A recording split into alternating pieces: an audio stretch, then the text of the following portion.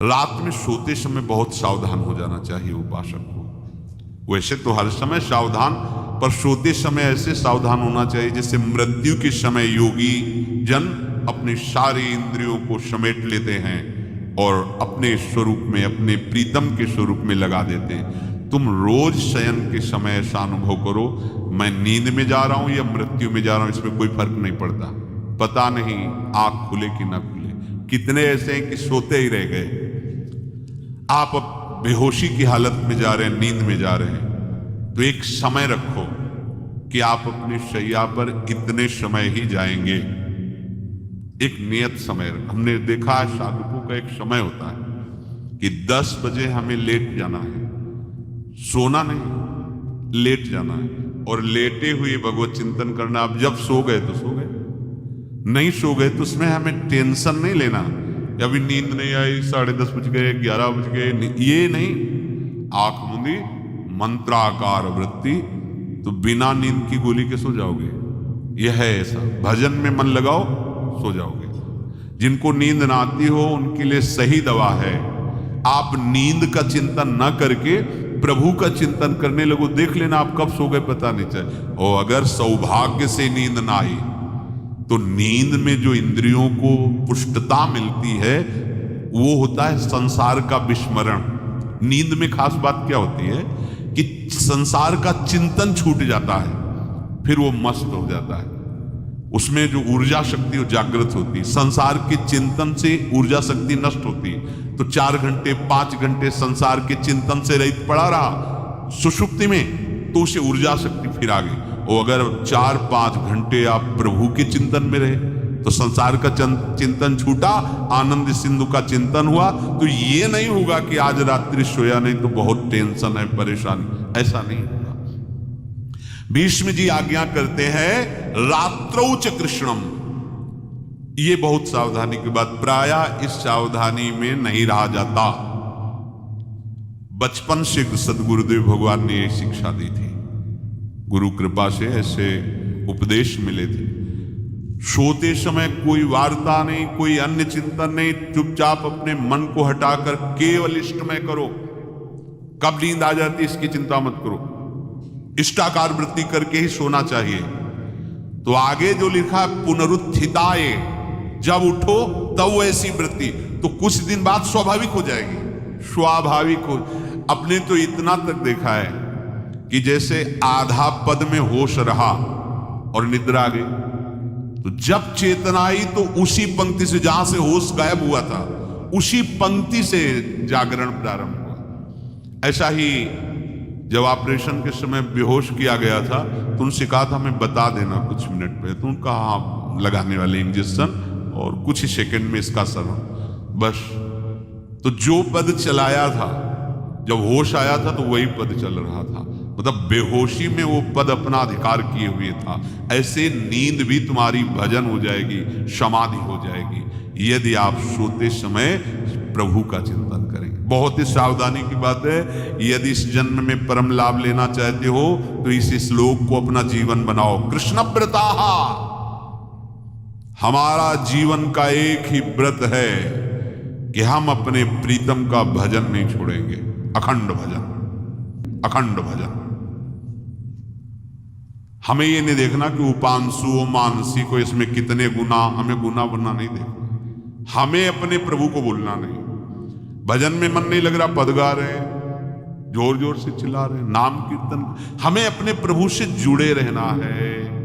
कृष्ण व्रताः, कृष्ण मनुस्मरन्तो, हमारा निरंतर स्मरण चले, बस ये प्रयास रखना है। जब निरंतर स्मरण की बात कह दी तो फिर आगे कुछ कहना नहीं चाहिए, पर खास बात इसीलिए कहा जाता है कि आप समझ जाओ। रात्रौ च, जब कोई भी ब्रह्मचारी, कोई भी उपासक, कोई भी बैरागी, त्यागी, महात्मा सोते समय असावधान हो गया तो उसकी रात्रि बहुत गलत जाएगी। खास जब आप सैया पे शयन करते उस समय असावधानी हुई तो विकार छा जाएगा, ध्यान रखना। आपका चिंतन गलत हो जाएगा, आपकी चेष्टा गलत हो जाएगी। जागृत में ना सही तो स्वप्न में। आप सावधान उस समय जरूर रहिए। और उतना ही विश्राम कीजिए जितना आवश्यक हो। व्यर्थ में करवटें मत बदलिए, ये उपासक का स्वरूप नहीं होता। रोगी है तो बात अलग है, बड़े असाध्य रोगों से, नहीं तो ऐसी दिनचर्या नहीं होनी चाहिए।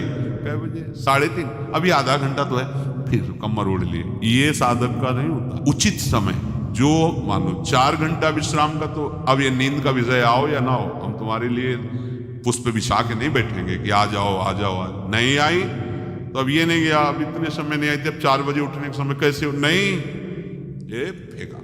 उसमें विचार नहीं किए, पहले फेंको और सैया से नीचे उतरो, भूमि को प्रणाम करो, आगे बात नहीं। वो फिर आपको ऐसा होता है 10 मिनट में तो कोई बात नहीं, 10 वो पार कर देगा घंटा। तो रात्रौ च कृष्णम पुनरुत्थिताय, ये नियम लीजिए। सोते समय आप बिल्कुल मृत्यु दशा की स्थिति लाइए, जैसे मरने वाला नहीं होता, सब जगह से मन हटाकर। और सच्ची है, पता नहीं आंख खुले कि ना खुले। ये बड़ा धोखे का जीवन है।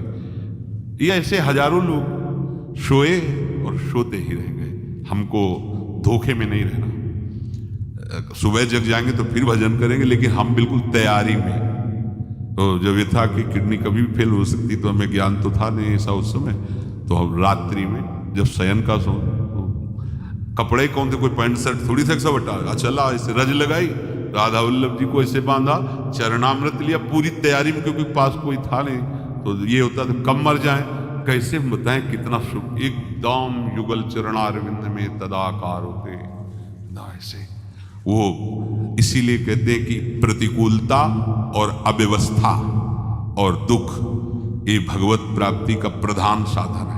अव्यवस्था, प्रतिकूलता और दुख, ये अभ्यास उसी से। जब शाम के शयन करते तो पहले वृंदावन को प्रणाम करके और ऐसे भावना में प्रिया प्रिया कहते कि जैसे भी आपके हैं, अगर शरीर छूट जाता है रात्रि में तो आप धोखा ना करना, आप बुला लेना।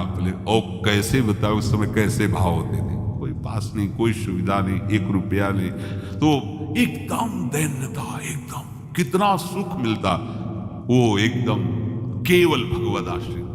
तो रात्रौ च कृष्णम पुनरुत्थिताय, ये बहुत पकड़ने वाली बात है। रात्रि के समय कोई और चिंतन न बनने पावे। देखो आप, और उस समय खास करके विषय चिंतन बनता है, ध्यान रखना। दिन भर लड़ते रहोगे इंद्रियों से, और जब आप शयन के समय जाओगे तब वो अवसर ढूंढेंगी और आपको विषयों में फंसाने की चेष्टा करेंगी। कोई क्रिया या पूर्व में कोई क्रिया या कोई दृश्य या कोई बात, अगर कहीं मोबाइल से मित्रता है और बगल में रखा है तो भूल जाओ, रात्रौ च कृष्णम पुनरुत्थिताच। जब तक नींद नहीं आती तब तक फिर वो ऐसी सामग्री डाल देगा कि वो बर्बाद हो जाओगे। साधक मान लो, हमारी प्रार्थना मान लो, हम मानते हैं कि आज के समय में यंत्र का बहुत बड़ा प्रभाव है।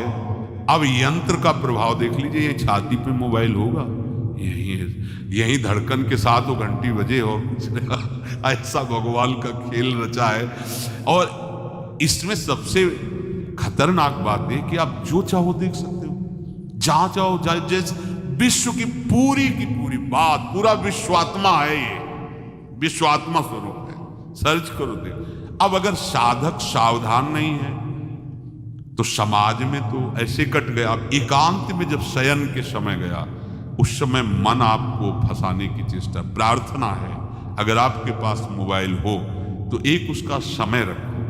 अगर आपको ऐसा लगता है कि कोई परिस्थिति आ जाए, हम स्विच ऑफ किए तो एक और मोड़ कहते हैं, कोई फ्लाइट मोड़ दो, क्या मोड़ में लगा दो, सीधे मत रखो, मोड़ में लगा दूर रख दो। आप अपने चित्त को प्रभु में जोड़िए। रात्रि के समय मोबाइल का प्रयोग मत कीजिए। मान लीजिए रात्रौ च कृष्णम पुनरुत्थिताय, सुबह उठते ही आपको कुछ चिंतन नहीं करना। सबसे उठते ही, यदि आपके अभ्यास में आ गया तो ऐसा ही होगा, नहीं तो आपको पहले सदगुरुदेव भगवान का प्रणाम नमस्कार और कुछ भक्तों का, और फिर नाम जप। भले 5 मिनट ही करो, अपने आराध्य देव का सुमिरन, फिर अपनी दिनचर्या करो।